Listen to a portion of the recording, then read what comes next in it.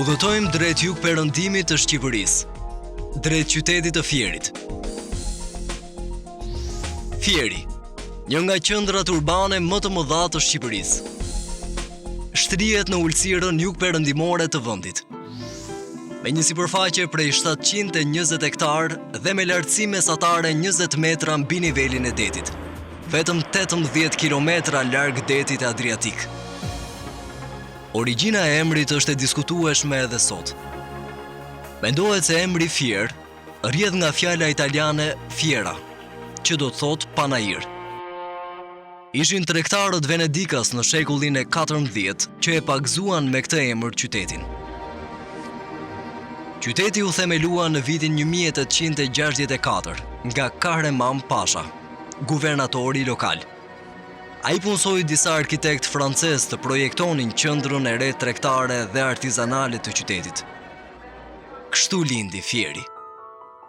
Tabolini dhe Molinari ishin dy arkitektët italian që në fillim të shekullit të 20 u morën me projektimin e planit rregullues të qytetit. Gjatë periudhës së komunizmit, Fieri u bë qendër e rëndësishme urbane dhe ekonomike.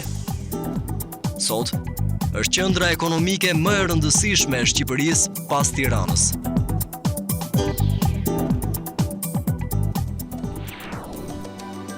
Fierakët ruajnë një harmoni fetare që vjen nga tradita e bashkëjetesës. Fieri ka një popullsi prej 100.000 banorësh. Një frymë e re europiane ka ardhur në jetën e qytetit prej të rinjve të arsimuar në Perëndim. Çdo vit, ndjekin shkollën e lartë rreth 1000 student fierak në universitetet shqiptare dhe me 10 prej tyre jashtë vendit. Kjo tendencë e re e bën imediate hapjen e një universiteti. Qyteti ka një popullsi nga më të arsimuarat në vend dhe mundësi për të ofruar specialistë në të gjitha ato fusha ku nesër mund të aplikohet ekonomia lokale dhe rajonale.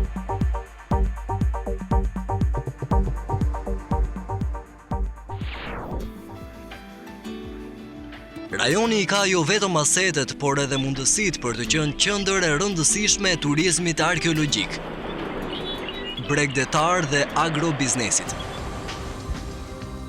Fieri ndodhet në qendër të disa qytetesh antike, si Apollonia, Bylis, Nikaia, Gurezes, Cakran dhe Orgesos, Margeliç. Qyteti antik i Apollonis, i themeluar nga kolonët Korkyras në shekullin e 5 para Krishtit, është kryeqendra e historisë së Fierit. Ky qytetërim jetoi rreth 1000 vjet. Në kulmin e lullëzimit të saj, banonin 60.000 banor. Nga shekulli 3 para Krishtit deri në shekullin e 4 pas Krishtit, u shfaq si qytetërim iliro-helen. Vonë, u pasua nga ndikimi romak.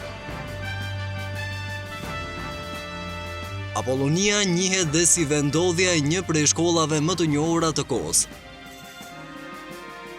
Aty u edukuan personalitetet të tillë si Ciceroni, Livi dhe Augusti, perandori i ardhshëm i Romës.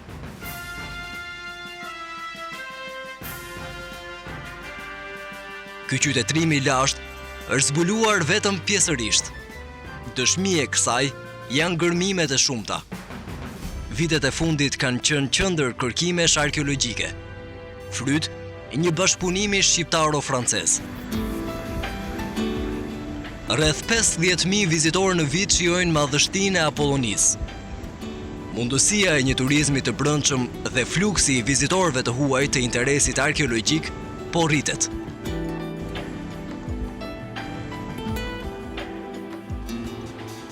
Brenda mureve të Apollonisë ndodhet manastiri i Shënmërisë, simboli i historisë dhe kulturës së shekullit të 13.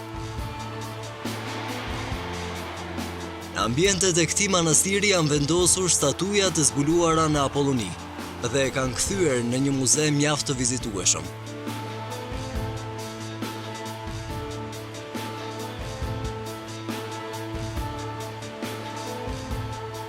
Apollonia, vetëm 10 kilometra nga qyteti, ka luksin të ndodhet shumë pranë detit.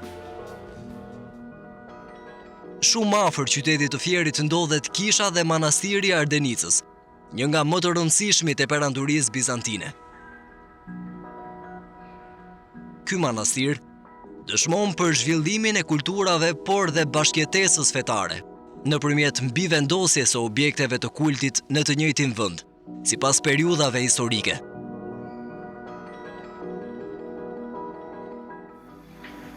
Në zonën përreth dhe në qytetin e Fierit gjen kapacitete të mira akomodimi për fluksin turistik. Bylis, qyteti më i madh në Ilirinë e Jugut.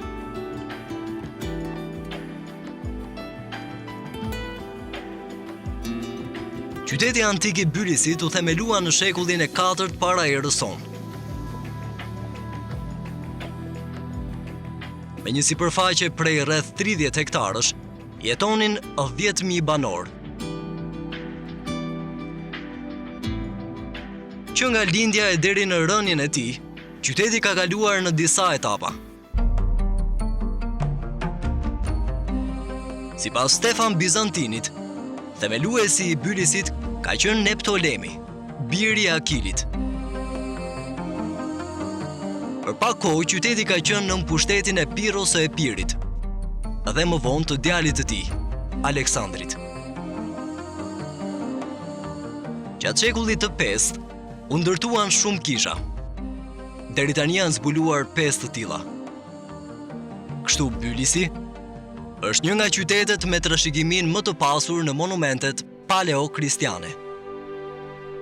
Qyteti i Bylisit kontrollonte krahinën e Mallakastrës, luginën e Vjosës, rrugën Apollonia Antigon dhe rajonin përreth Ilirisë jugore. Në këtë koinon bënte pjesë dhe Nikaja. 150 metra larg nga bregu shtrihet një pyll i dendur me pisha shumë vjeçare. Lagunat me një bimësi të larmishme, të populluara nga zojshtorallë shtektar, e bëjnë interesante këtë zonë për gjuetin. Bregdeti, lument, semani, gjanica, vjosa dhe gjelbërimi i lagunave ndikojnë mbi klimën e qytetit, e cila është tipike mesdhetare. Ky habitat i mrekullueshëm, tradita vendase dhe vlerat historiko-arkeologjike unikale, por dhe një tryezë bujare me prodhime bio, e bëjnë këtë destinacion një ëndër të lakmueshme turistike. Prodhimi i vendas ka filluar të gjallërohet dhe shumë shpejt do të jetë tepër konkurrues, jo vetëm në tregun vendas. Në bashkëpunim me aktorët kombëtar, lokal dhe partnerët ndërkombëtar, bashkia po punon për strategjinë e nxitjes së investimeve në 3 fusha të shërbimit turistik: agroturizmit, turizmit historik, turizmit bregdetar. Kësaj bashkangjitet investimi lokal në fushën e arsimit profesional. Nga vendodhja, Fieri mund të quhet një nyje kombëtare, në lidhjen e jugut me pjesën qendrore metropol të Shqipërisë. 120 kilometra larg aeroportit ndërkombëtar Nën Tereza, shumë pranë porteve të Vlorës dhe Durrësit. Rrugët dhe infrastruktura kanë fituar një dinamik zhvillimi. Ky qytet po shkon drejt një qendre urbane të dizenjuar me dashuri për vetë dhe nga vetë banorët. Rrugët urbane përfshin një rrjet prej 90 kilometrash. Sot, shëtit në për rrugë që dikur nuk ishin as rrugica.